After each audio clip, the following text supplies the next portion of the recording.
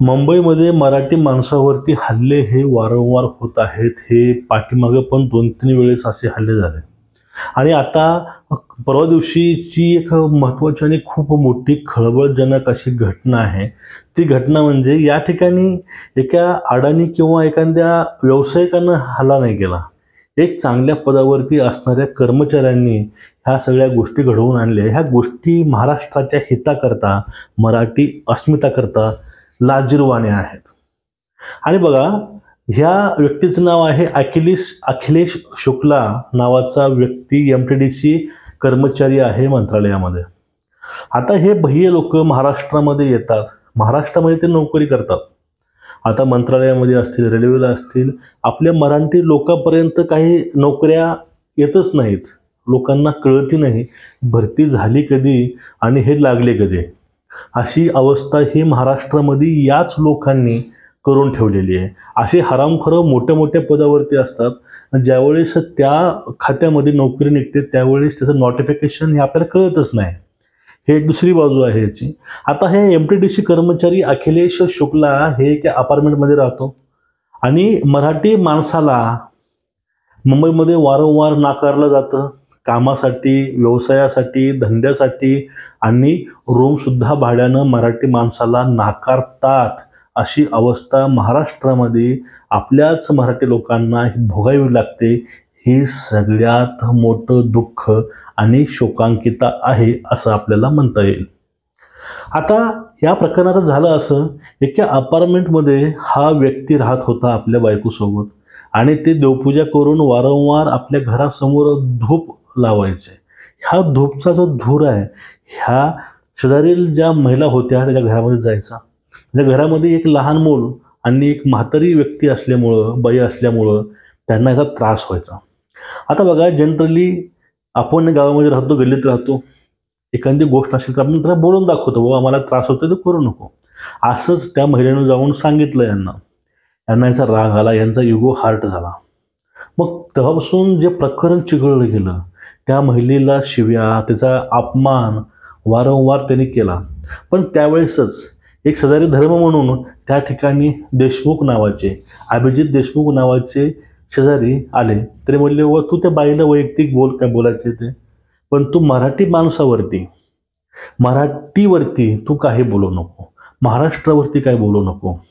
मग एवढं त्याला गोष्ट झोंबली बोललेली, त्यानं लगेच त्याला शिवीगाळ, अपमान, धमक्या सगळ्या गोष्टी दिल्या आणि तुझा रेप करतो असं तो धीरज देशमुखच्या पत्नीविषयी त्या पत्नीला बोलला.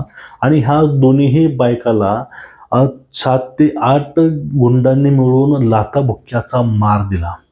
आता त्यापुढे हा हरामखोर नेमकं बोललाय काय हेच खूप संतापजनक आहे आणि हे खूप चिंताजनक सुद्धा आहे. तुम्ही ते ऐकून घ्या. मी मंत्रालयात कामाला आहे. तू मला मराठीचे सांगू नकोस. तुझ्यासारखे 56 मराठी लोक माझे समोर झाडू मारतात. 1 मिनट, मैं चीफ मिनिस्टर के ऑफिस से फोन करूंगा तो तुम्हारा पूरा मराठीपन निकल जाएगा. आधा घंटा रुक, तेरा मर्डर करता हूँ. तुम मराठी लोग गंदे हो, मटन मच्छी खाते हो, झोपड़पट्टी में रहो. तुम मराठी नीच हो, तुम्हारी औकात नहीं है बिल्डिंग में रहने की. तुम्हारे जैसे 56 मराठी लोग मेरे आगे झाड़ू मारते हैं. आणि त्या ठिकाणी धीरज देशमुख म्हणजे अभिजित देशमुखचा भाऊ ती टकली केलेला होता. कारण त्याची आई स्वर्गवास झाल्यामुळं एक आपली परंपरा असते, त्यावेळेस केसदान हे करतात. टकली होती. मग त्याला त्याची बायको म्हणजेच अखिलेश शुक्लाची गीता शुक्ला नावाची बायको एक टकला आया ते असं बोलत होते. त्यावेळेस त्यांनी सांगितलंही, माझी आई मयत झाली त्यामुळे मी टकली केली आहे. तरी त्याचा मजाक ह्या लोकांनी तो उडवला गेला. हा मजाक त्याचा नाही, हा मजाक पूर्ण महाराष्ट्राचा आहे, आपल्या परंपरेचा आहे आणि हे मराठी माणसाचं आहे. आता सारी पुलिस मुझसे डरती है, मैं सबका ये हूँ वो हूँ, सीएम के ऑफिसर उनको फ़ोन लगाता हूँ, तेरा मर्डर करता हूँ, तेरी बेबी का तेरा रेप करता हूँ. हे अशा गोष्टीपर्यंत याची मजल गेली आहे. ह्या गोष्टीला कारणीभूत कोण, यांच्यामध्ये एवढी ताकद येते कुठून बोलायची, हा पण या ठिकाणी महत्त्वाचा मुद्दा आहे. आता धीरज देशमुखांना किंवा अभिजित देशमुखांना मारलं, सोबतच त्या 2-3 महिलांनाही मारलं बाहेरनं 8 ते 9 गुंड घेऊन आले. ते गुंड यांच्यावरती सोडले आणि ज्यावेळेस यांची कंप्लेंट पोलिसांमध्ये असते त्यावेळेस पोलीस स्टेशनला सुद्धा थोडेसे दिरंगाई होते. पहाटे 5 पर्यंत या लोकांना तिथं बसवून ठेवण्यात येतं आणि त्यानंतर यांच्यावरती FIR होतो. तो म्हणजे अखिलेश शुक्ला, गीताक्ष शुक्ला ह्या दोघांवरतीही. पण ही FIR वरती हे प्रकरण थांबणार नाही मित्रांनो. हे असेच अखिलेश शुक्लासारखे हरामखोर आणि माजुरडे लोक हे मुंबईमध्ये भरलेले आहेत. एकमेकाच्या राज्यामध्ये जा, कामं करा, पैसे कमवा, हे गोष्ट वेगळी आहे, हा विषय वेगळा आहे. पण त्या ठिकाणी जाऊन आपला हक्क गाजवणं, तेथील स्थानिकावरती बंधनं घालणं, त्यांची आयमाय काढणं हे कुठपर्यंत चांगलं आहे, हे कितीपर्यंत योग्य आहे तुम्ही खाली सांगा. आज हा अखिलेश शुक्ला एका चांगल्या पदावरील व्यक्ती, पण याच्या डोक्यामध्ये एवढं शेण भरलं असेल, एवढा द्वेष असेल मराठी माणसाविषयी, तर असे भैया आपण अजून किती पोचणार महाराष्ट्रामध्ये. मुंबई ही भल्या भल्यांना पोचते, पण अशा हरामखोर माजुरड्यांना मुंबई कधीपर्यंत पोचणार. आणि यावेळेस सर्वांना आठवण येते महाराष्ट्र नवनिर्माण सेनेचे. त्या सेनेला मुंबईकरांना नाकारलं विधानसभेमध्ये, त्यांची आठवण त्यांना यायला लागली आहे. पण असा मुंबईमध्ये प्रत्येक व्यक्ती, प्रत्येक मराठी व्यक्ती हा मनसैनिक बनला पाहिजे.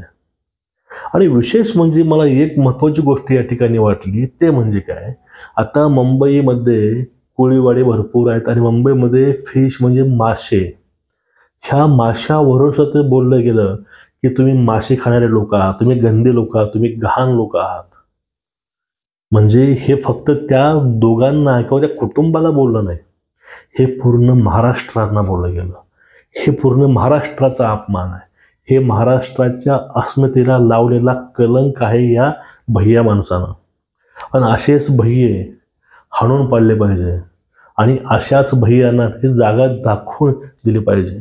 आणि ह्या सगळ्या प्रकरणावरती याचे पडसाद विधानसभेमध्ये उमटले गेले आणि त्यावरती फडणवीस साहेबांनी सक्त ताकीद देऊन त्यांनी सांगितलं की माजुरड्याचा माज उतरवल्याशिवाय राहणार नाही. इथं माजुरड्याचा माज उतरवला जाईल हे त्यांनी स्पष्ट सांगितलं आणि त्यावरती कार्यवाही झालेली आहे, त्याचं निलंबन झालेलं आहे. पण निलंबन हा पर्याय नाही. आता पर्याय कुठला आहे ते फडणवीसांनी सांगितलं आहे. आता कोणी मराठी माणसाला रूम देणार नाही, जॉब देणार नाही, असं असेल त्याच्यावरतीही कार्यवाही केली जाईल. पण राहून एक प्रश्न मनामध्ये वारंवार खरखरतो, हे फक्त प्रकरणं उघडे पडलेत, असे किती प्रकरणं आहेत ते अजून उघडे पडलेच नाहीत. पाठीमागं व्यवसायावरून एका मराठी तरुणाला हाकलून लावलं होतं. म्हणजे मुंबईमध्ये व्यवसाय सुद्धा मराठी माणसं करू शकत नाहीत.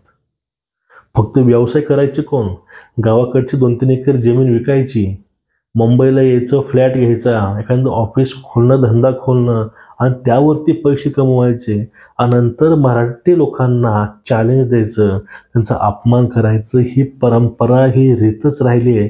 ते म्हणजे ह्या भैया लोकांची. ह्या गोष्टी वारंवार समोर आल्यात आणि काल तर हे त्या गोष्टीने कळसच केला. आणि अशी भयानक, तुझा मर्डर करतो, तुझा रेप करतो, इथपर्यंत यांची मजल येऊन पोहोचली आहे. हे म्हणजे चॅलेंज आहे मराठी अस्मितेला. यावरती कडक निर्णय घेतला गेला, FIR झाला, पुढील जो काय कार्यवाही ते पोलीस करतीलच. पण अशा घटना यानंतर महाराष्ट्राला अपेक्षित नाहीत. यावरती कायमचा बंदोबस्त हा झालाच पाहिजे आणि कायमचा बंदोबस्त हा शासनाने करावा, अशी आमची याच्या माध्यमातून सरकारला नम्रतेची विनंती आहे. हा व्हिडिओ जास्तीत जास्त मित्रांनो शेअर करा आणि चॅनलला सबस्क्राईब करा. नमस्कार.